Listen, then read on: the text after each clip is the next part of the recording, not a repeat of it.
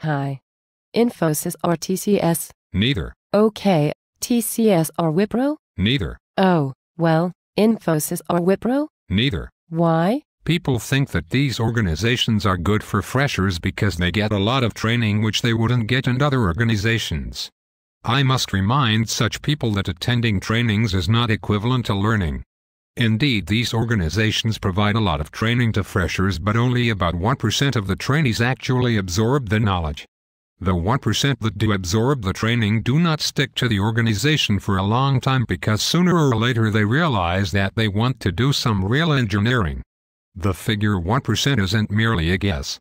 This is my observation across various trainee batches that have been trained in one of these organizations. Think about it. Can you learn a new programming language in just 3 days?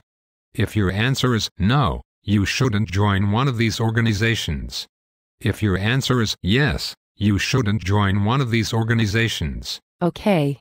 Agree that it is not possible to learn a new language in 3 days. But what happens after the training?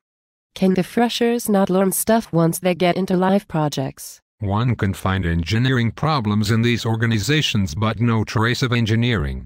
For those of you who work in one of these organizations and are offended by this statement, please go and open your engineering textbooks again.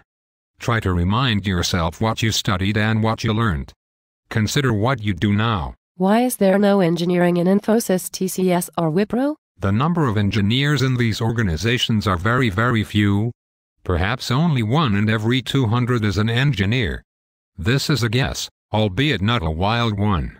This is why there is no engineering in these companies despite the presence of engineering problems. But isn't the minimum qualification to get a job in one of these organizations is bachelor's in engineering? It is. Yes, all of them have a degree in engineering or computers of some sort, but only about 1 out of 200 is an engineer. The rest 199 do not understand why a bit count of one's complement of bitwise XOR of 2 variables would give you the number of similar bits and corresponding positions in both variables. Why one cannot create a regular expression to match only strings with balanced parentheses, or how to find the shortest chain of connections between 2 friends in a tiny social network. Note that I have used or as the conjunction and not and. They may be good software users or good software tailors who can create software by stitching together many library functions, but they are not engineers. Okay. But the freshers can still learn a little bit of corporate culture in Infosys, TCS, or Wipro? So it may not be a bad idea to join one of these after all. How is the corporate culture in these companies? One of the worst cultures you can find in the whole of software industry. Very few are busy trying to learn a few things I mentioned earlier. Some employees are busy figuring out ways to impress their female colleagues using the resources provided by the organization rather than learning and solving problems in a better way. Others are busy cribbing. Here is a shocking piece of information for those who have never worked for one of these organizations. One can also manage to find mudslinging in company forums once in a while. Professionalism is at its worst here. But they convince themselves that they are professional because they speak English fluently and know how to wear a tie. Employees feel their salaries are pathetic. I feel they are overpaid. How much should a good software user earn? But we have heard that the best engineers of Infosys, TCS, and Wipro are sent on site and they earn a lot of money. And these companies file numerous H-1B visas every year. So it sounds like there must be a lot of engineers in Infosys, TCS, and Wipro? Contrary to the popular belief, the number of trips to foreign lands isn't a measure of one's technical prowess.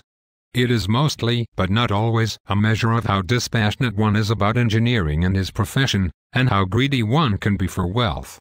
Some of the best engineers I have met in these organizations were never eager to go on site, never joined an organization where they could put their knowledge and skills to better use, and then flew to a foreign land because their knowledge, skills, and understanding of technology were needed there. So your answer to Infosys or TCS is? Neither. That is not very helpful. Here is a more helpful one. One could try applying for an organization where he or she can get an opportunity to solve some engineering problems. One cannot learn engineering and programming merely by attending trainings. One has to learn it by doing, solving problems, observing what experienced engineers do, experimenting, screwing up a few times and reworking, talking to good engineers. One can try looking for an organization where the leaders of projects are very good engineers. Startups are more likely to have them. Some matured ones are Gluster, Paralocity and SlideShare. New startups come up every year. Software companies which develop famous and successful products are more likely to have them. Some good examples are Adobe, Amazon, Google, Microsoft, Phoenix and RSA. So, how does one figure whether a certain organization is an organization of engineers or an organization of good software users? The clue is interview. Interview? How? Remember the questions they ask in an interview. Think about them later. Try discussing the questions with your friends who are known for solving tough engineering problems. An interview is not only an opportunity for an organization to evaluate an applicant, it is also an opportunity for the applicant to evaluate an organization.